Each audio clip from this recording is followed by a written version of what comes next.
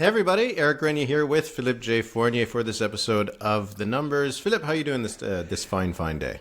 Good morning, Éric, and good morning, everybody. It's great to be here with you, Éric. End of July, the life is about to get restarted soon. Many people on vacation now, but we have a few numbers and a few stories to discuss. And how about you? How are you doing? You had a storm in Ottawa yesterday. I saw that it was pretty violent. No damages in your neighborhood, I hope?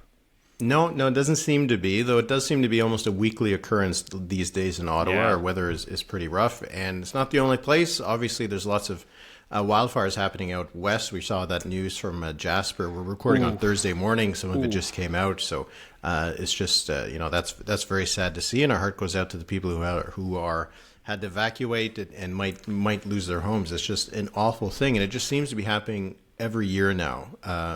Somewhere in the country is going through this. So summer is not as nice as it used to be, maybe. So that's something to keep in mind as we discuss lighter topics like political polling. So why don't we get into it? We had two polls that were published over the last week. So the usual Nanos poll that comes out every week, the 4-week rolling poll, nothing really new there. 41% for the Conservatives, 26% for the Liberals, 18% for the NDP. Nanos still seems to have that higher Liberal number lately. And then just Thursday morning, we had a new poll from Abacus Data that had 42% for the Conservatives, 23% for the Liberals, and 20% for the NDP. Do you have any thoughts, any comments based on these sets of new numbers, which are, starting to look like a lot of the same numbers we were seeing for a while? Oh, yeah. If you look at the numbers from the past 6 months, they pretty much all look the same. The first thing that struck me is that it had been a while since we saw a 20% for the NDP, but it's still within range. I'm looking at the poll report from Abacus, and thank you, Abacus, for this poll. Right, perfect timing, published on Thursday morning, right? And they had the NDP since, I would say, since January. 18, 19, 17, and this time 20. So it may just be fluctuations. But very bad regional numbers, again, for the Liberals. Tied with the Conservatives in Quebec, way behind the Conservatives in Ontario. And in like abysmal numbers west of Ontario. 13% in the prairies, 12% in Alberta, and 19% in BC. So this is par for the course, but we're also a few weeks later than the last time Abacus published, so we're getting closer to the election, and the numbers are not getting better for the Liberals. So no surprise there, I think. No, and what's interesting is if you're looking at the Abacus numbers, it has been very steady for a while, and some of these things are not good that they're steady for the Liberals, right? Because you look at Justin Trudeau's impressions, positive versus negative. His positive is at 24, and he's been 24, 23, 26 for looking at this chart in front of me, going back to the beginning of the year. Yeah. And his negatives have been 59, 58, 57. That hasn't changed, right? No. And we know that when that personal numbers are really low, it's very hard to move your party's numbers. And if they've been trying to chip away at Pierre Poilievre's image, it hasn't been working, because there again, you look at his positive ratings, 37, 38, 39. It's been steady now for almost a year, and his negatives haven't moved at all. He's at 37, 36, and it hasn't shifted. So it is steady as she goes over this summer. And as you mentioned, the longer it stays this way, the less time that the Liberals have to try to turn things around. So these numbers don't suggest any new trends, but the Liberals need some new trends. So it's still very, very bad news for them. I was skimming through, because we remember it was last summer, just before you and I started this podcast together. It was late July last year that the big shift of voting intentions happened. The Conservatives had been gaining a few points, but I looked at my projection from July 23rd, 2023, and the projection was 35 Conservative and 31 Liberal, right?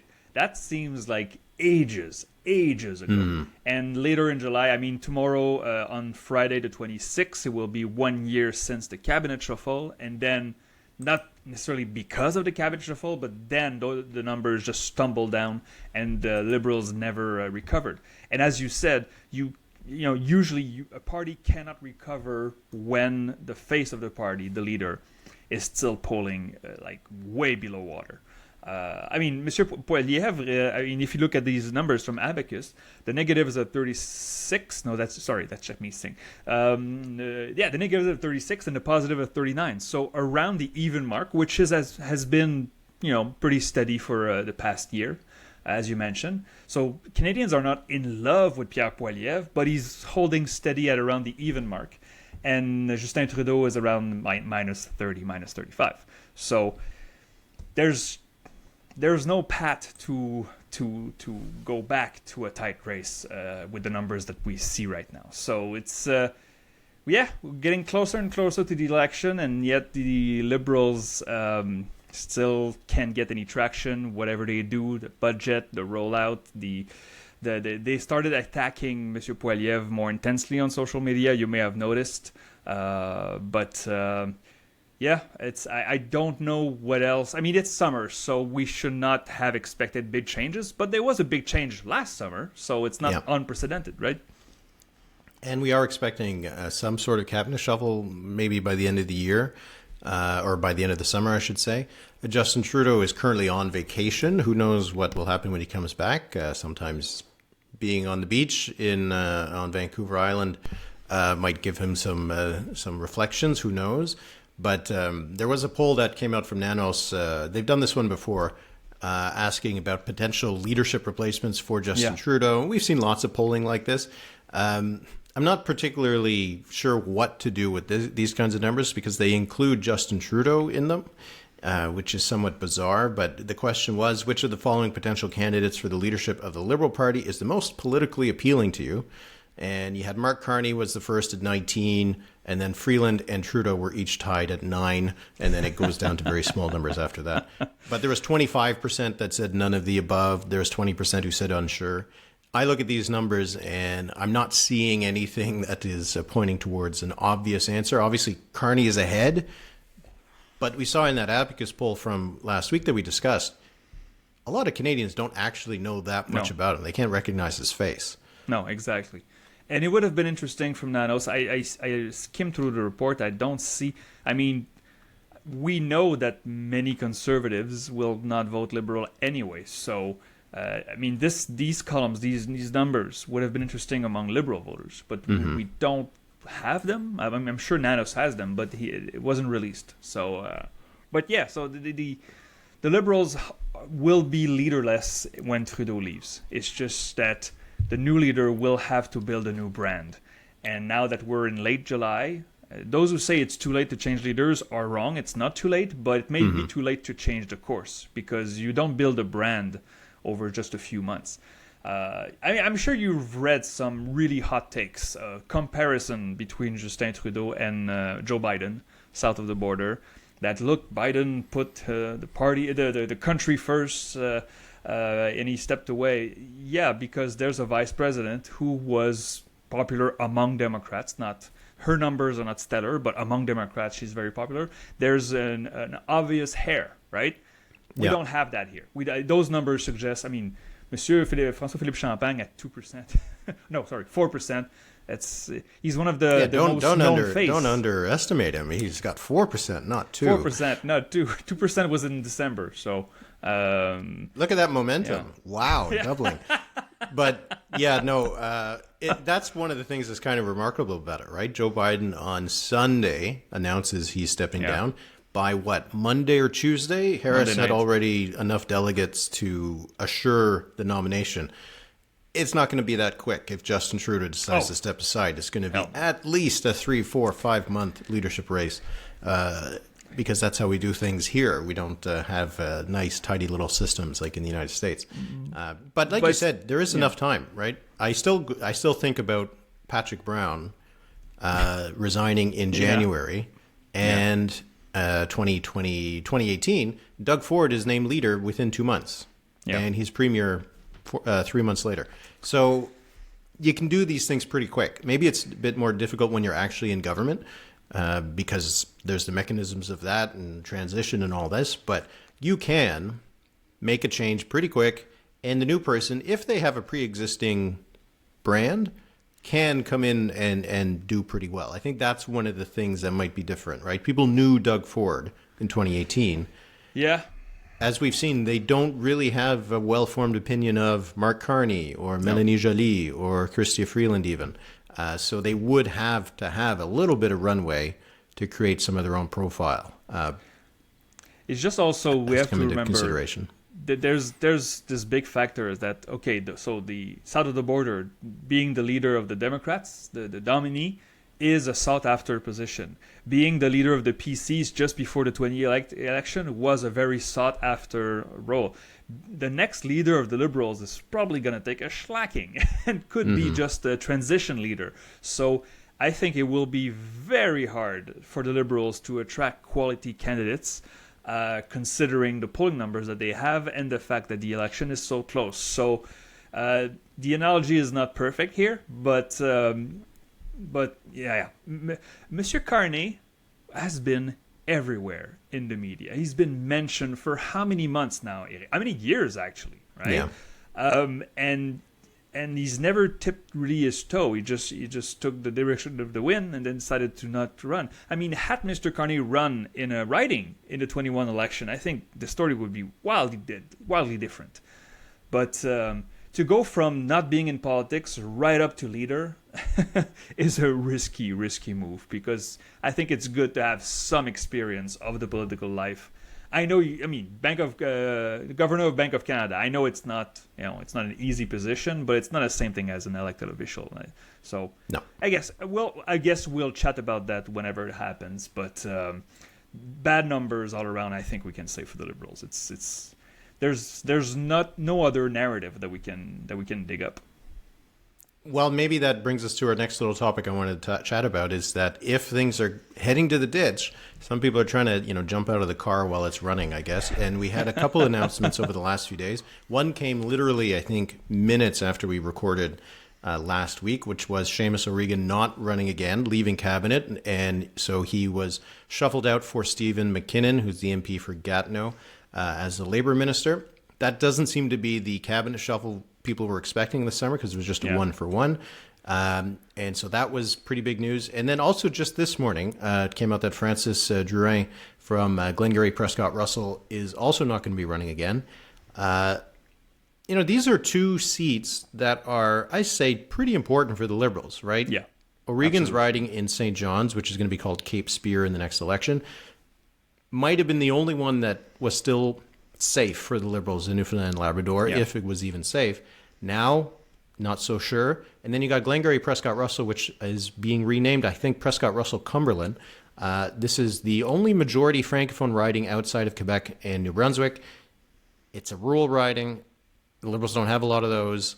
Francis Drouin has been the MP since 2015. Maybe that opens up that seat as well. So these seem to be two losses that could have an impact on the Liberal fortunes next election. Nice. So Glengarry Prescott Russell, provincially, the PCs hold it, right? Yeah. And they not only have they hold it, but the former PC turned Liberal, I know her name escaped me, but Amanda Simard. Yeah, Amanda Simard ran for the Liberals provincially and still lost, even though she had left the Ford caucus for reasons regarding protection of the French language in Ontario. So this could be a big loss. I know François Drouin has been in the news before the session was out for wrong reasons. He kind of insulted some Quebec nationalists with his unnecessarily aggressive rhetoric. Être plein marde. You remember this, right? Oh, yeah. So maybe it was a sign that this guy has just had enough of the political life anyway, and doesn't want to sit in opposition. That's the thing. As I said, being a Liberal candidate for the next election is not as sought after as it was in recent elections, because you will sit in a backbench of the opposition. So, I say you will, most likely. You and I understand what we're saying. So, so yeah, I'd say two big losses for the Liberals, but I mean there's going to be more. It's not a huge surprise. And I would even say that it's if you've been there for 10 years, as Mr. O'Regan has been. I'm not sure how long Francis Drouin was there, but... he's also from 2015, from the class of 2015. Yeah, we need new blood in politics every decade. I don't think it's outrageous to say. I grew up in that riding, Glengarry, Prescott Russell. Drouin actually went to the same high school as me. Oh, really? We might have overlapped at some point. We didn't know each other at the time. I took him to the press gallery dinner a few years ago, so we could talk about what it was like to be in Vankleek-Hill and Hawkesbury. But yeah, so that's my little disclosure there. So Glengarry, Prescott Russell. Now Prescott Russell, Cumberland is going to be an interesting one to see who is going to run for the Conservatives. Pierre Lemieux was the previous MP for the Conservatives. I don't know if they've named their new candidate yet, but it is one of these ridings that is, Don Boudria used to be there. Like it is one of these ridings that has a little bit of a history. But Newfoundland and Labrador, just to talk about O'Regan, because he was actually in cabinet, obviously a very well-known figure because he used to be on TV with CTV. Do you think now the Liberals could be shut out on Newfoundland and Labrador? The thing is, the margins were really big, right? Mm-hmm. And Mr. O'Regan, as much a star as he was, a star candidate, was he worth 15 points alone? Was he worth 10 points? Was he worth 5 points? The numbers, because the thing is, the Liberals have had great numbers in Newfoundland since 2015. Even in the past election, even though their margins were reduced, they won by big margins in the ridings they did win. So, I don't know. I mean, the Conservatives really have to get a lot of new votes. And you would think that the Liberals would work hard to at least keep some ground. I mean, this is... this riding is for Newfoundland, it's relatively dense. Usually when you have a high population density, Liberals do better. So it'll be very interesting to see. We won't get a riding poll for this one, of course, but it'll be very interesting to compare the numbers to see how many points Mr. Regan really was worth. I suspect it could be as high as 10. I'm not sure if it's much more than that. Yeah, it'll be one of those ridings to see if there's any local effects next time and who they're going to find. Just as you said, not easy to recruit candidates right now. No. If you're the Liberals, a lot easier for the Conservatives. Will they be able to find a decent candidate here? Not that it's necessarily a riding for the Conservatives. The NDP has held it in the past. But yeah, Newfoundland and Labrador will have a few ridings that Liberals are going to have to play defense on. Oh yeah, absolutely. Talking about candidates, we do have some by-elections coming up. Yeah. And playing defense, yeah. So by the time we record next week, the by-election campaign in LaSalle, Émard, Verdun will have begun. They have to call it by Tuesday. So we know that this is going to happen. We don't know if there'll be other by-elections. Elmwood, Transcona also could be thrown into the mix. There's one in BC, but I don't imagine that is going to happen anytime soon. They'll probably wait until after the BC election, I would imagine. But anyway, LaSalle, Émard, Verdun. You're grimacing. What's Well, thing is, again, I think there's a sound strategy to follow. Why would you stretch this out? Since the Liberals will probably because they lose. hope that things will just get better. But that's insane. Just reasons. Pull the Band-Aid one shot. I know. Right? They should call all three by-elections right away so that we have one night to talk about those. And it's over then, because the Liberals. We don't know how LaSalle, Émard, Verdun will turn out, but we expect the Liberals to either lose or win by a very short margin, right? And that's a story. We don't expect the Liberals to do well in Elmwood, Transcona. It should be a race between the Conservatives and NDP. And out west, that seat, Langley, they might as well. What was it again? Cloverdale, Langley City, Cloverdale, Langley City, one of those. Apologies, yeah. So the Liberals won this by a very small margin in 21. So with the numbers we have now, it's almost impossible to think they're not going to win that. No. And they should know this. They just should say, you know what, let's take the loss. It's okay. That's why I was grimacing. Is like, why would you stretch that all the way to November? It doesn't make sense. The BC election is October 19th, right? Why would you call this by-election after? I don't get it. Anyway, so because by then everybody will have remembered that they love Justin Trudeau and the Liberals, and they'll be back in front of the polls. This is the thinking, it seems to be. Or maybe it's that they're trying each time to convince Mark Carney to run. Does he want to now run in Langley? They got some months to try to convince him. Maybe he can run in Winnipeg too. We'll see. The safest seat for the Liberals in those three would be LaSalle, Émard, Verdun, and they chose a city councillor instead of Mark Carney. I guess Mark Carney didn't want to show up. Maybe he wants to have a safer seat than that, but there won't be that many of those left when he finally does run. So okay, so anyway, LaSalle, Émard, Verdun happening next week. The call. We do have the candidate now for the Liberals, Laura Palestini, who is a councillor in LaSalle, but not actually in the same riding. So it's the same thing as Craig Sauvé, the NDP candidate, councillor, but in a neighboring ward or borough or district or whatever it's called in Montreal. But they appointed her. There was no nomination contest. There was some people who were interested in running, but instead the leader's prerogative appointed the candidate there. And it's at the last minute. This is why I'm thinking there's no by-election coming in BC, or maybe not even Winnipeg. The Liberals don't have a candidate yet. They haven't named any there.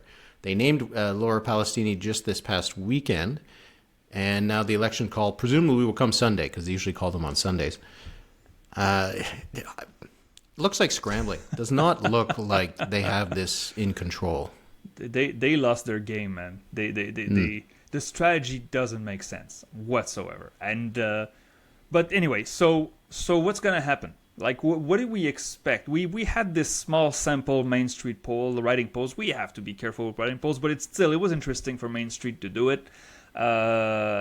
It's a July writing poll, so that's why I'm very careful. But it showed it showed, with considering the margin of error, a triple tie. Liberals were in front, but by a lesser margin than the Bloc Québécois in second place, and the NDP just behind.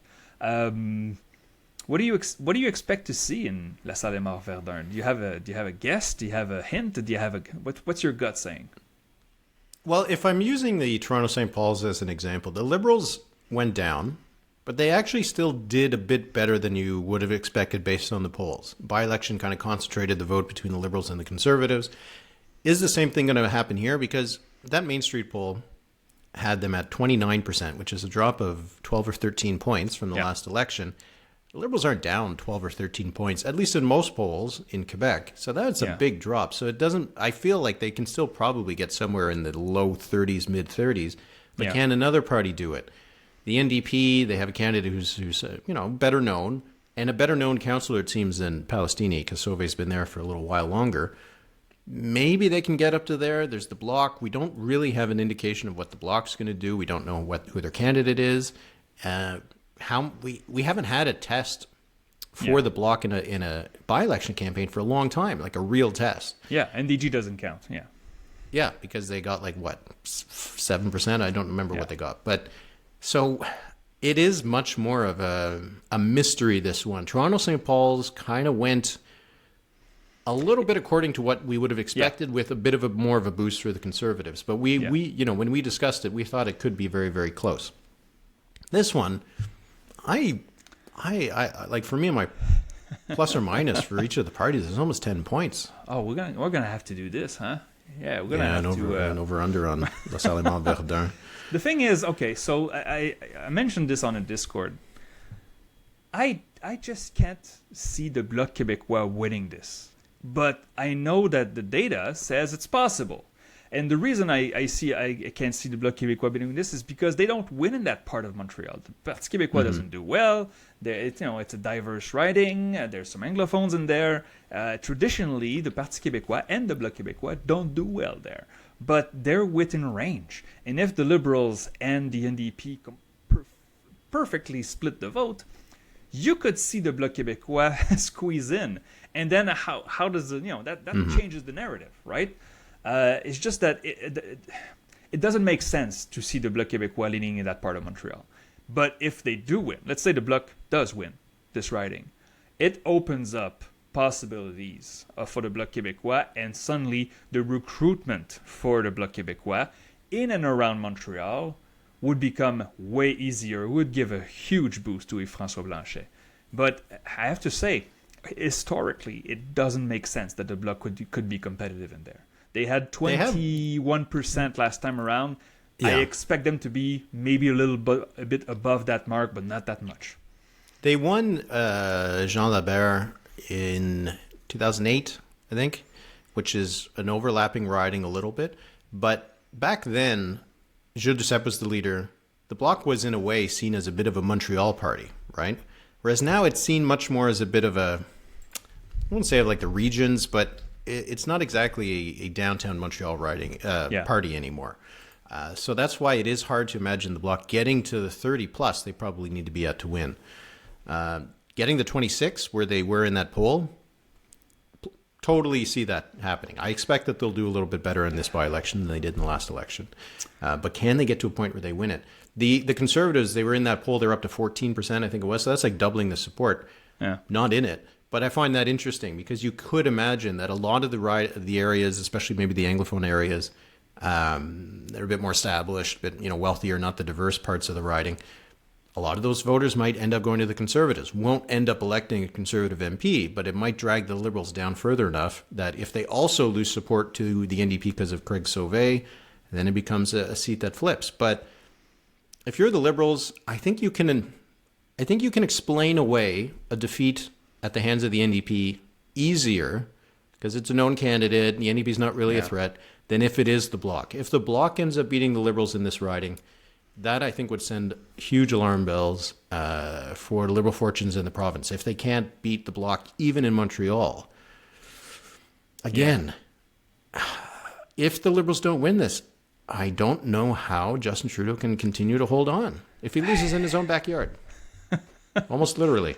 By the way, I just looked it up because, I remember Jean Lebert, Thierry Saint-Cyr of the Bloc Québécois won it in 2008 with 34.9% of the vote. He had won against Lisa Frula in 2006. And that, the writing is not identical, but it's the same general area. The thing is, hang on though, that included l'Île des Sœurs. And now it doesn't. The writing does not include l'Île des Sœurs. Oh, that's interesting. Okay. But anyway, but the thing is, but also 2006 and 2008, two very bad elections for the Liberals. Yeah. So, and the NDP was just in the mid-teens. The NDP right now we expect will get, in the poll they were at 25%. It's a by-election. How do we factor this in? Because this was a discussion that our members on the Discord mentioned. The NDP does really badly in by-elections. However, there hasn't been a recent by-election that the NDP was competitive in. So maybe their voters were just... That is the distinction. Yeah, it was just like, why would I go vote? And my party is not going to be competitive.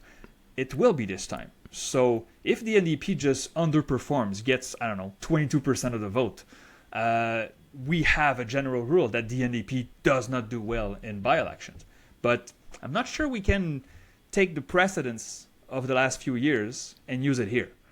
No, because a lot of those by-elections, the NDP had like 10, 15, 20% support in a GTA riding or place in ridings that were between the Liberals and the Conservatives. And then in those ridings, it just seems that their vote either doesn't come out or it gets behind the Liberals to try to block the Conservatives. But if it is between the Liberals and the NDP and the Bloc, I think that they'll do okay. I don't think that they'll drop the 6 points that they've done on average. Because if they drop 6 points in this riding, they're down to 13%? Like, I just don't imagine that happening. It just seems hard especially since they have a known candidate. In a lot of the other ones, they're not known candidates, right? They are people who ran last time, names that no one outside of NDP circles would know, and even then might not even know. So, but if we're talking about the NDP, do you want to talk about Elmwood Transcona for a second? How much? Okay, Mr. Blakey, how much was he worth, do you think? And when I say how much, in percentage points.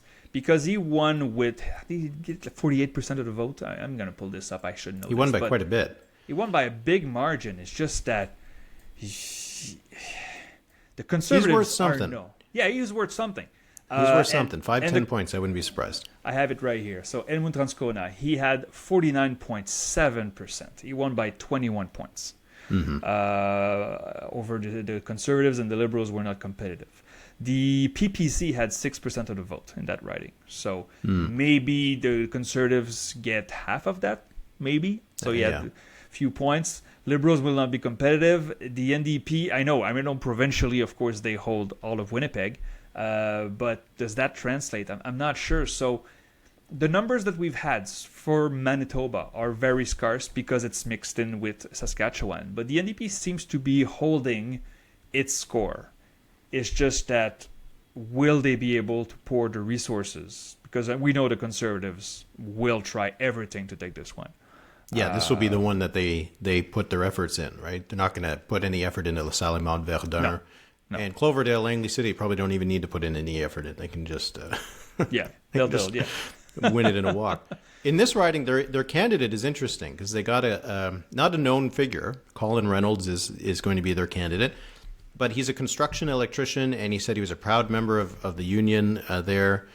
The NDP is running someone who is a director of a small business development organization in Winnipeg. So it's a bit of a reversal of the norm that you have someone from more of a business background running for the NDP, someone from a union background running for the Conservatives. So if the Conservatives end up pulling this one off, there's a symbolism there that would also be very worrying for the NDP. One, that they lose what should have been a safe riding, and two, that they lose it to someone who is, a blue-collar worker. These are fun storylines for us, at least, but they're really interesting by-elections. So I do hope they take place at the same time, but I don't know. I don't know if the Liberals will do that. If I was them, I would do it because if the NDP has a bad night, at least it would distract a little bit from if the Liberals have a bad night in LaSalle, Émard, Verdun, but we'll see. Yeah. Again, it's not logical. It doesn't make sense unless somebody really from the Liberals explains it to me, says here's how we think and how it's going to be done, but I haven't heard it, and I didn't cross paths with anybody who says no, it's a good idea to sprinkle those by-elections potential losses across the year. I haven't heard that, but I don't want to be bad faith here, but I don't know what they're thinking. So anyway. Let's get to the mailbag. So next week we will be returning to our schedule of having Patreon-only episodes. For these public episodes, though, we answer one question from the mailbag, and then we have more extended. Last week we had about 20 minutes of extra questions that we answered for our Patreon. So if you want to get access to the extended mailbag and to our bonus episodes every second week, starting again next week, go to thenumberspod.ca to support us and get all this extra stuff. So let's answer this question, which I think is a good reminder that we need to do now and then. Not everybody is as versed as us and some of our listeners in these things. So B Faith on the Discord says, how does a pollster determine the margin of error for their poll? What exactly does the margin of error mean? Is it a total number? Can all parties equally fluctuate up or down by the margin of error? And also, does the margin of error change? And he was talking about in the case of the U.S. voters between registered and likely voters. Let's do a little bit of a margin of error 101. Why don't you start? Okay. So in colloquial language, sometimes we mix in margin of error with uncertainty. Uncertainty is not the same thing as margin of error because in statistics, margin of error is something very specific that can be calculated. It's a formula. Absolutely, it's a formula. And there are many ways to explain this, but here's a simple one. Okay, let's say you have a coin and you do a heads or tail 1,000 times. Okay, well, when you hear the margin of error is plus or minus 3% 19 times out of 20, it would mean that your experiment of throwing a coin 1,000 times, 19 times out of 20, you will get heads between 970 and 1,030 cases. That's what it means. And that one time out of 20, it will be outside this margin. Now, obviously, it's not as simple as throwing a coin. You have to have a sample that is as random as possible, and perfect randomness is impossible. We have to just be as random as possible. But that's what it means. It's the natural fluctuations of the numbers because you're not taking the entirety of the vote. You're just taking a segment of the vote. You could also take the example of little balls. Probability and statistics in early college or maybe late high school classes. You have a big bag full of little balls, colored balls, and you pick them up. And after a while, if you pick those balls up and you compute the colors of the balls, well, you can have an idea of what's inside the bag. And the greater the number you pull, the more precise you are. But there is a law of diminishing return here. So the uncertainty, or rather, the margin of error decreases with the square root of the sample. So let's say you take, instead of taking 1,000 cases, you take 10,000 cases. Well, that's 10 times more, but your margin of error will only reduce by the square root of 10, which is a little over 3. But you will have to take 10 times more cases, so the cost will increase more than the margin of error will decrease. How am I doing so far? That's pretty good. Like there might be the expectation that if you have 3,000 people, your poll is 3 times better than a poll of 1,000. It's not the case. The margin of error doesn't decrease like that. When you go from having 100 to 200, then you get a much better margin of error. One of the metaphors I've liked to use is a pot of soup. So you have a pot of soup, all these different ingredients in it. You don't need to eat the whole pot of soup to know what the soup tastes like. You can dip a spoon in, and you'll get a good idea of what the soup tastes like. Will that spoon of soup be entirely representative of the pot of soup? No. Maybe there's a few more carrots. Maybe there's a few more peas. And that's where that margin of error kind of comes in. But generally speaking, you're going to be pretty close to tasting what the soup tastes like. So, and as Philippe says, it is very mathematical. There's a way to figure it out that depending on the amount of people you're polling and the size of the population that you're drawing from, there's a way to figure out how close you're going to get to it. The other thing we should discuss is that the margin of error, it always says, well, first of all, we should point out that the margin of error, as you said, is based on a random sample. The theory is based on if everybody in the general population has the equal chance of being surveyed, this is the margin of error. In reality, there's the fact that not everybody will actually have an equal chance of participating based on circumstances in their life, the way that you're trying to contact them. If it's an online poll, its margin of error doesn't technically apply because it isn't a random sample. So usually you'll see pollsters say that if it was a random sample of 1,000 people, it would have a margin of error of 3.1%. That's right. But the other thing is that when people see a margin of error of plus or minus 3, it doesn't mean that the chances that the party, let's say, was at 30%, would end up actually at 33% is the same as if it would end up at 27% or 30%. It is it's a Gaussian curve. Yeah. The result in the poll is still the most likely outcome. And the margin of error applies as when we're talking about the 95% confidence interval, so that 19 times out of 20. But in all likelihood, the result is supposed to be closer to what is determined by the pollster. So it's not actually the case that it is just as likely that a party is at 33% as it is at 30%. It is still supposed to be closer to 30%. So the margin of error is more that 19 times out of 20, but not saying that it's a range of 6 points.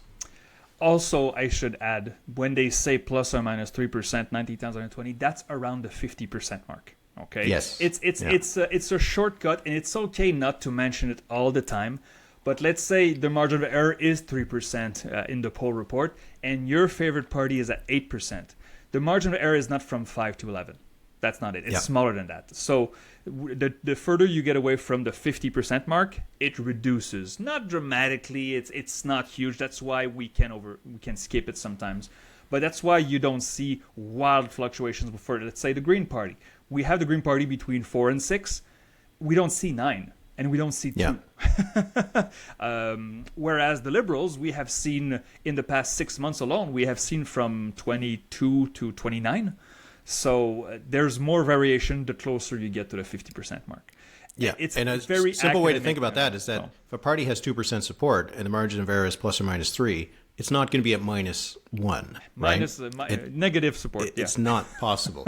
And then there's also just the actual real world kind of margin of error, especially when we're talking about elections, which is based on who actually turns out to vote. when people make up their mind. There's all these other factors that actually increase the real world margin of error in terms of election accuracy versus the theoretical. We're always just talking about the theoretical. If this poll was perfect, perfectly done in terms of sampling and that kind of thing, that is the margin of error. But it's not a perfect world, and the margin of error is more of a target that they're trying to get into rather than something that we can say with 100% certainty is actually the margin of error. It's all a little technical and stuff, but it's the point is, I think, that we don't know exactly where things stand when we see a poll. We don't know if it's exactly accurate, but we should have an idea of the range. And if we take into mind those caveats and that uncertainty, then I think we can have a better understanding of where things are in the polls rather than people freaking out over errors of 2 or 3 points, which in the real world isn't actually that bad. It's actually pretty good if you can get to within 3 points.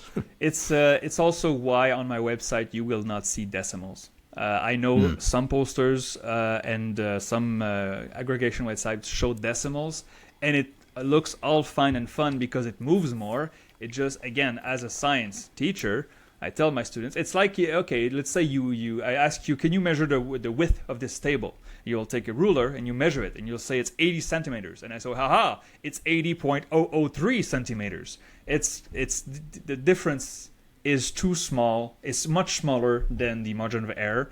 And also, don't forget that it's a moving target. It changes from day to day. So you can't expect... You have to be close enough to the pin. You don't have to be right on the decimal point, because that's just not possible. So, and just there's two specific questions that B Faith had.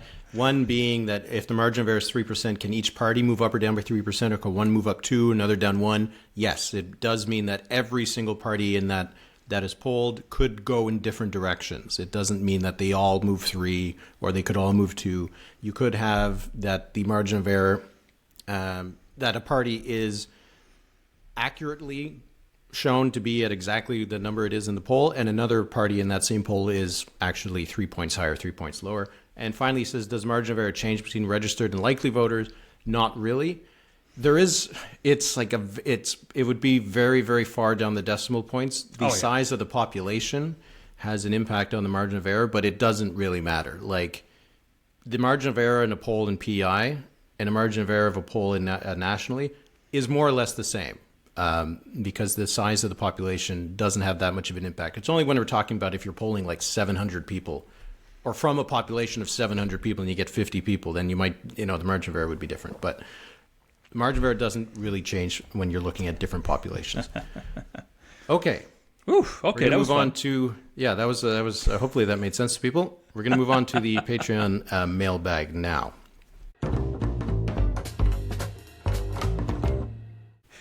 Okay, so the quiz. Last week, when Éric and I began the recording, I said, you know what, it's July, I'm tired. I didn't write a quiz this week. It's okay, we'll do more questions. And Éric said, I can improvise a quiz. And he tested me on leaders of parties at the federal level. And I went back all the way to 1965 before getting my third strike. And it was, it was the Robert Thompson of the Social Credit Party. The Social Credit that did me in. 2 of my strikes were the Social Credit.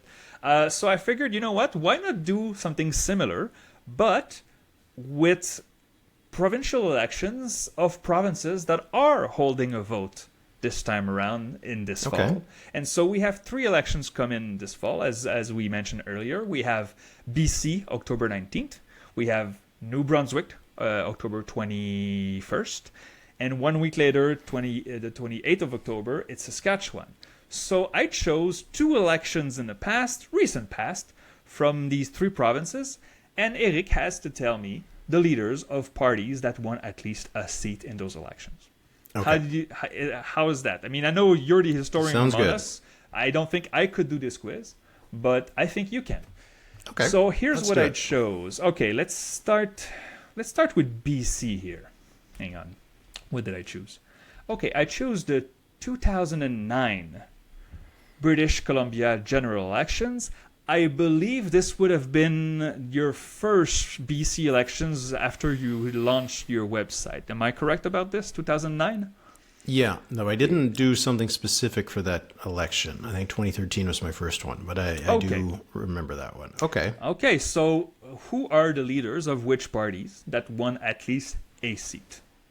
Okay, well, there was the BC Liberals who won the election, and that was under Gordon Campbell. That is correct. There was the NDP who formed the official opposition. That was under Carol James. Also correct. Was there another party? I don't think there was another party. There might have been an independent. We don't count those. We don't count so I think it's just those two. And the Green Party had 0 seats under Jane Sturck. And so you are correct. Okay. Do we go around the provinces or we stick with BC? Yeah, let's stay within each province. Yeah, I think do all the provinces. That makes it easier for you. That's why. Okay. I chose then the 1996 BC election. 1996 BC elections was held on May 28, 1996. I'm listening. There was a lot of parties, wasn't there? Okay, 1996, the NDP won. I think it was under Glenn Clark. Is that correct? It is correct. Glenn Clark won the election. BC Liberals formed the official opposition, and that was still Gordon Campbell, who was the leader then. That is correct. The other parties, there was... I'm pretty sure it was the 96. It wasn't the 91. So 96, there was the Progressive Democratic Alliance, and that was under Gordon Gibson. Oh. Yes? First strike. I'm sorry, but it's close. No. PDA, the Progressive Democrat Alliance, was led by Gordon Wilson. I'm sorry. Wilson. Oh, come on. I only got 2 letters wrong. Okay. And then there was also the Reform Party that won some seats, right? I'm not saying anything. Okay. No clues. I think it was the Reform Party, and the name of that leader was he had like it's like Jack Weisberger or something. Don't lose. That's it. That's my answer. Can you repeat that? I said Jack Weisberger. You know what? This is on the edge of the strike zone. I'll give it to you because it's Jack Weisgerber, not Burger. But you know what? Because you were that's very pretty close. good. Okay, see, this is where I missed it up. See, I got Gibson and Wilson, and then I got the letters wrong, so it was Gerber instead of Bert. Jack Weisgerber, and I think that's it. That's it. I think those were the 4 parties. That is it. You did very well, so you have only 1 strike, and you're through BC. Which one you want to do first, Saskatchewan or New Brunswick? Let's do Saskatchewan. We'll go from west to east. Let's do Saskatchewan. Which did I choose? I chose 2. All right, we're going into 1999 Saskatchewan general election.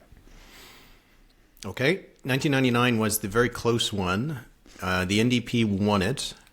Was it Lauren Calvert by 1999? Or was it still Roy Romano? Oh, I think it was Calvert. I'm going to say NDP was under Lauren Calvert in 1999. That is strike 2. It was Roy Romano still? Roy Romano won 29 seats, just 1 seat under the threshold for a majority. Okay. The Saskatchewan Party had started then, and that was under Elwyn Hermanson. Hermanson is correct, yes. Okay. And the Liberals won like a seat or 2, and they propped up the government, and it was the leader of the Liberals at the time. Was it David Core or something? Started with a K. Won 4 seats. Okay. David, I don't know, Kaczynski. That's strike 3. I'm sorry. Jim what was it? Malinchuk. Oh, Jim Melanchuk. Oh, it wasn't even right at all. The leader of the Liberals. But you know what? We'll keep going on because one of those strikes. Let's see how many strikes I get. Gibson was very close. So we'll keep going on. But that's pretty good. But yeah, thing is, this was the last one of Romano. I think he resigned shortly after this one. Yeah. So, Calvert was in 2003 and 2007. I guess he was in 99. All right. So the other election that I chose in Saskatchewan was 2011. So 2011 general election in Saskatchewan. I'm listening. Okay. That one's, I think, pretty easy. Saskatchewan was Brad Wall. The Saskatchewan Party, Brad Wall. The NDP at the time was under Dwayne Lingenfelter. And the Liberals, can you repeat that? I think, might have... Dwayne Lingenfelter. Okay, that's correct. Yes. Yes, that's correct. They have strange names. And okay. I think the Liberals won a seat. I think they won a seat in 2011. And there, I think it was the David Korzinski guy or something. Liberals finished behind the Greens in this election in Saskatchewan. Did not win a seat under Ryan Bader, but you were correct about Brad Wall and Dwayne. Ryan Bader, really, in 2011? That's what it says here. So, Greens, Victor Lau had 2.9% of the vote, no seats. All right, we're going to New Brunswick. All right, this is tougher than I thought. Lingenfelter, I think. Yeah, you did. Yeah. Okay. It's for some of these smaller parties, that's the problem. The New Brunswick, I chose 2 elections in the 21st century. We'll go with the 06 general election in New Brunswick. 06, that was Bernard Lord, who won for the Progressive Conservatives. The Liberals at the time were under Sean Graham. I think that was his first one. And that was it. No one else won a seat in 2006. I'll give you the points, but Sean Graham won that election. But it was Sean Graham and Bernard Lord. Oh, that's right. Right, 29 seats for the Liberals and Graham, you're right, 26 for Bernard. Well, I think as I'm right, I'm reading off the answers here. So, and the NDP had 2010 there was the yeah. Okay, so you're good. All right, the last election I chose, a more recent one. Hang on, my page is slow here. I chose the 2014 election in New Brunswick. Okay. Wait. So now that I'm getting so Lord won in 2003, then it was Graham in 2006. 2010 was David Alward. David Alward was still the PC leader, and he lost to Brian Gallant. And the People's Alliance I think Chris Austin and the People's Alliance won a seat. And the Greens under Jack McDougall, it was David Kuhn in 2014. It was David Kuhn in 2014 and Chris Austin for the People's Alliance. David Kuhn was the Green leader. They did win a seat. The People's Alliance, it says here, won nothing. 0. Oh, so Chris Austin, they only won in 2018. 27 Liberal, 21 PC, 1 Green, 0 People's Alliance. So, okay. I'll you know what? I'll still give you a bit bronze of a rough medal. one. Yeah, that was rough, and I don't think I could have done this. So I'll still give you I'll give you a bronze medal for this. Good job, man. All right. Okay. Well, with the Paris Olympics starting on Friday, I'll take a medal. Yeah, I think I should get something for that. That was pretty good. That was a good pull. Yep. Okay. Number of the week. I got one. How about I go first? Go ahead. So my number of the week is 2%. This is the share of Liberal and NDP voters in an Angus Reid Institute poll who think a Trump presidency would be good or excellent news for Canada. 2%. It was 36% for Conservative voters. That's a huge difference between Conservatives and Liberal NDP voters when it comes to thoughts about Donald Trump. One of the things I thought was interesting in this poll is that among soft CPC support, so they had it divided between soft and firm, 16% of soft Conservative voters thought that a Trump presidency would be good, 48% said bad. Among firm supporters of the Conservatives, 50% thought it would be good, 26% bad. So this suggests that among the softer conservative vote, the vote that could be peeled off to the other parties, there is some discomfort with Donald Trump. So depending on how things go in the election, there is the potential for a vulnerability for Pierre Poilievre that he has to keep his distance from the Republicans, from Donald Trump, because some of his supporters don't like Donald Trump. And the ones who don't like him are the most likely to leave the party. So I thought that was an interesting finding from the Angus Reid Institute. Oh, absolutely. And is there a better way to show that the Conservative Party is a big tent? I mean, it's a huge coalition right now, and Poilievre has to hold it together. It's very interesting. My number was 54. It's from the Abacus data poll released on Thursday morning. 54% believe it's time for a change, and there is a good alternative. Now, this has been data being tracked by Abacus for quite a while now. So the three options are time for a change, and there is a good alternative to Justin Trudeau. Time for a change, but there isn't a good alternative, or re-elect the Liberals. And re-elect the Liberals is only at 15%. So that's among all voters. 54% believe it's time for a change, and there is a good alternative. It's higher than the recent polling. So it was 51% in April. I mean, the trends continue. There's no surprise here. The Liberals have not been able to turn it around, and it looks more and more implausible that they will. But time will tell. Time will tell, and we'll see if there'll be any changes coming over the summer. So that'll be it for this episode of The Numbers. Again, if you'd like to get access to the extended mailbag, our bonus episodes, which will start again next week, access to our Discord, which is still lots of fun. We mostly discuss our politics there. You can go to thenumberspod.ca to join for as little as $5 a month or less if you sign up for more than a year. And you'd be supporting our work and ensuring that this continues as we approach our first year anniversary. Philippe, hope you enjoy. It's going to be a nice weekend, at least here in Ottawa. Hope it is in Montreal as well. And we'll talk again in 7 days. Absolutely, Éric. Merci beaucoup. Thanks, everybody, for your support. We greatly appreciate it, and talk to you in a week.